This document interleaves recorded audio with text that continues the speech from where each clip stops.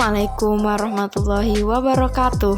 Halo semuanya, kalian tahu nggak sih, segala tindakan yang kalian lakuin itu merupakan suatu keputusan. Keputusan itu ada dimanapun loh, baik itu hal sepele maupun hal yang rumit. Kata keputusan berarti menentukan, mengakhiri, menyelesaikan, atau mengatasi. Keputusan sendiri merupakan pengakhiran daripada proses pemikiran tentang apa yang dianggap sebagai masalah, sebagai sesuatu yang merupakan penyimpangan daripada yang dikehendaki, direncanakan, atau dituju dengan menjatuhkan pilihan pada salah satu alternatif pemecahannya. Menurut Siagian, pengambilan keputusan itu merupakan suatu pendekatan yang sistematis terhadap suatu masalah yang dihadapi. Seorang pemimpin atau manajer yang efektif adalah seseorang yang mampu membuat kebijakan dan mengambil keputusan dengan relevan. Sejalan dengan hal tersebut, Nawawi menjelaskan bahwa organisasi hanya akan berfungsi jika para pemimpin memiliki kemampuan mengambil keputusan dan memerintahkan pelaksanaannya kepada anggota organisasi sesuai dengan bidang, tugas, dan tanggung jawab. Di sini, kami tertarik untuk menganalisis pengambilan keputusan mengenai kuliah luring pada tingkat program studi Administrasi Publik Fakultas Ilmu Sosial dan Ilmu Politik Universitas Jenderal Sudirman dengan menggunakan pendekatan analisis sistem thinking. Nah, pastinya seru bukan? Sebelum memasuki pembahasan, alangkah baiknya kita memperkenalkan diri masing-masing ya guys ya. Berikut perkenalan dari kami. Halo, perkenalkan nama saya Fauzian Kadafi Arifat Moko dengan NIM F1B019111. Halo, perkenalkan aku Alvin Dimawan dengan NIM F1B019087. Halo, aku Arina Malia Haq, NIM F1B019115. Ya, halo, perkenalkan nama saya Wisnu Nur Hidayat dengan NIM F1B019104.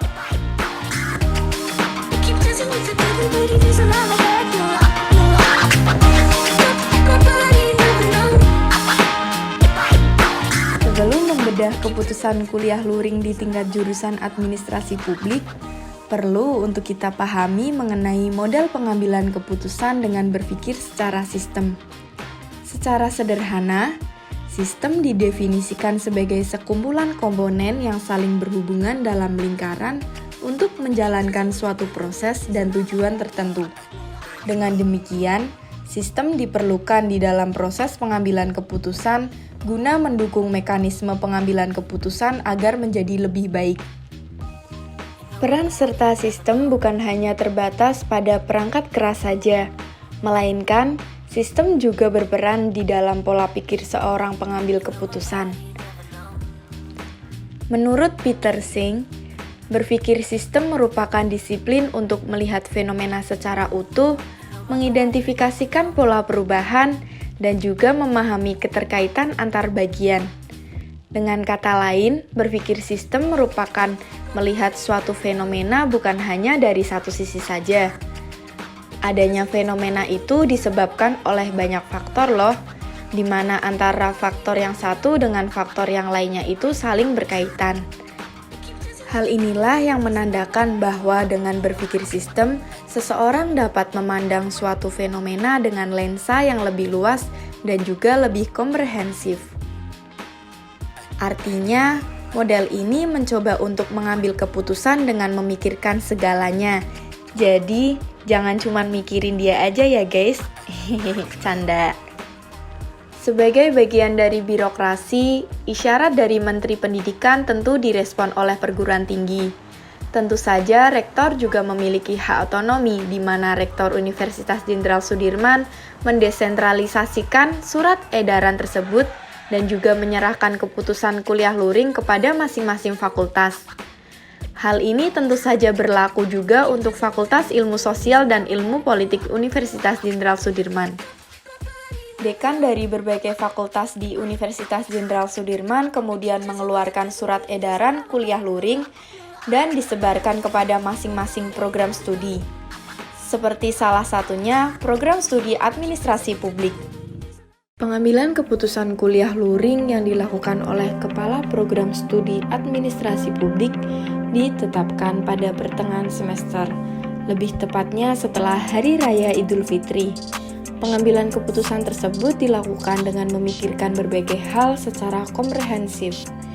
Hal ini dikarenakan pengambilan keputusan kuliah luring terbilang masih sangat riskan, dikarenakan suasana pandemi COVID-19 bisa saja kembali meningkat kalau tidak diantisipasi dengan baik.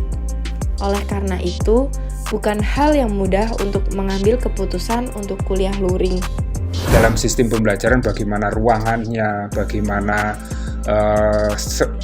isi dari mahasiswanya itu pun harus diatur. Misalnya berapa sih jumlahnya, minimal, maksimal gitu ya.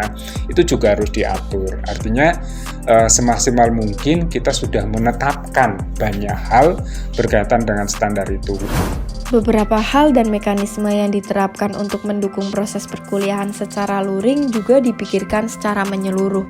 Dari segi kesiapan dosen dan karyawan menjadi salah satu poin penting di mana semua dosen itu diwajibkan untuk sudah vaksin dan juga tetap mematuhi protokol kesehatan.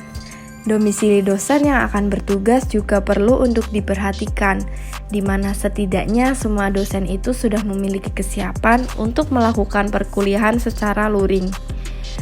Yang kedua yaitu kesiapan fasilitas, sarana, dan prasarana. Program studi administrasi publik juga mempersiapkan berbagai sarana dan prasarana guna mendukung perkuliahan secara daring.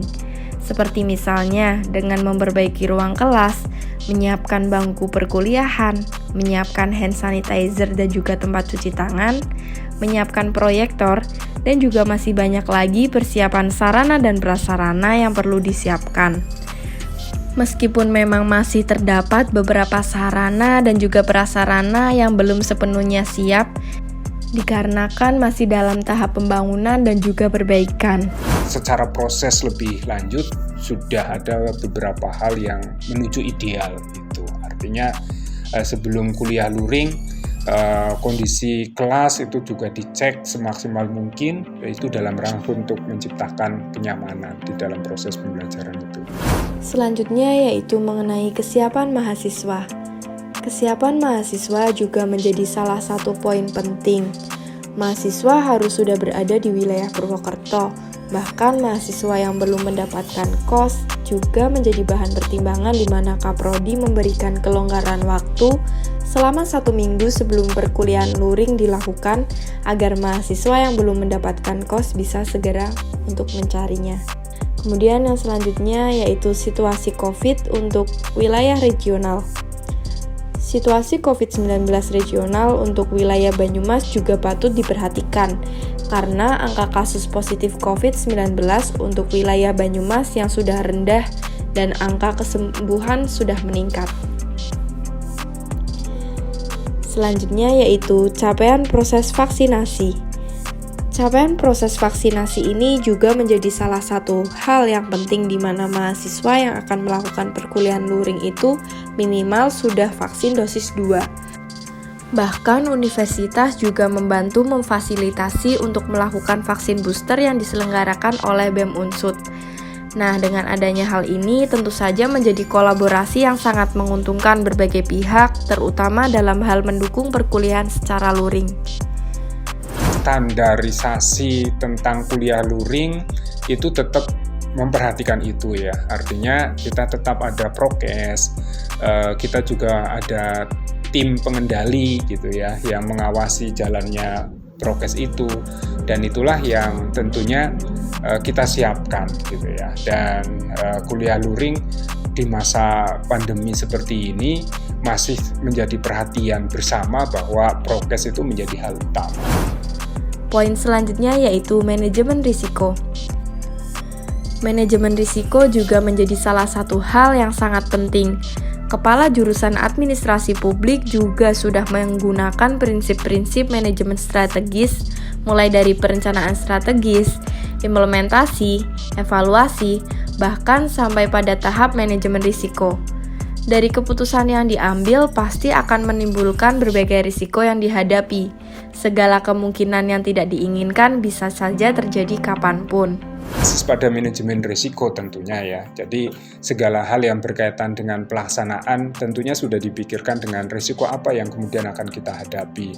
Dan kita banyak belajar terutama di masa pandemi itu, terutama bagaimana organisasi publik itu mampu untuk bersikap, berperan dalam kondisi apapun, termasuk menyiapkan segala risiko yang ada.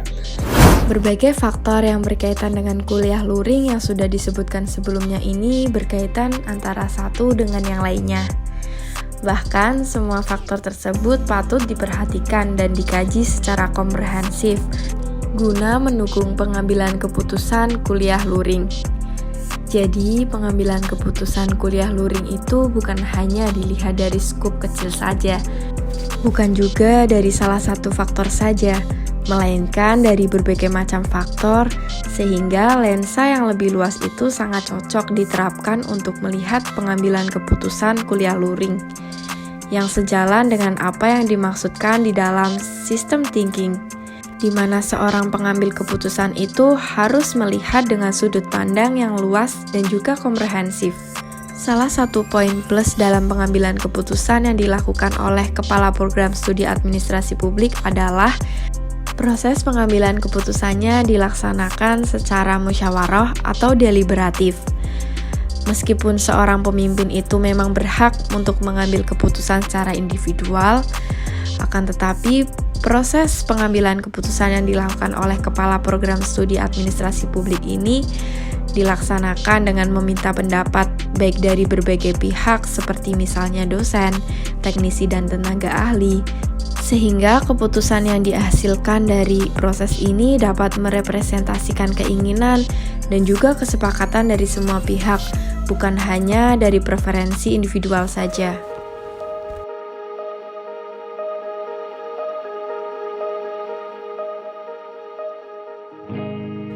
Tuntutan perubahan secara cepat juga menjadi tantangan tersendiri bagi organisasi publik. Keputusan harus dilakukan secara cepat dan juga tepat. Apalagi di era yang penuh dengan ketidakpastian seperti saat ini. Adanya pandemi COVID-19 juga berpengaruh terhadap organisasi publik, terutama dalam hal pengambilan keputusan. Atmosfer pendidikan juga perlu dibangun kembali agar menjadi baik dan semakin berkembang. Mekanisme pasca pandemi juga menjadi salah satu hal yang patut dipertimbangkan untuk melakukan perkuliahan luring. Semua aspek baik dari dosen, mahasiswa, sarana dan prasarana, serta aspek lainnya juga memberikan sumbangsih yang besar. Keputusan yang baik adalah keputusan yang dapat memuaskan semua pihak. Namun, sebaik-baiknya keputusan pasti akan ada pihak yang merasa kurang puas. Oleh karena itu, seorang pengambil keputusan harus dapat melihat dengan menggunakan kacamata yang lebar agar nantinya keputusan yang diambil dapat menimbulkan dampak positif dan dapat sedekat mungkin memuaskan semua pihak. Sekian dari kami, semoga bermanfaat. Jangan lupa bagikan video ini ke teman-teman kalian ya, sahabat kalian, keluarga kalian. Intinya, bagikan aja ya guys ya. Oh iya, jangan lupa klik tombol like karena kita tahu kalian itu baik hati dan tidak sombong. Bye-bye. Wassalamualaikum warahmatullahi wabarakatuh.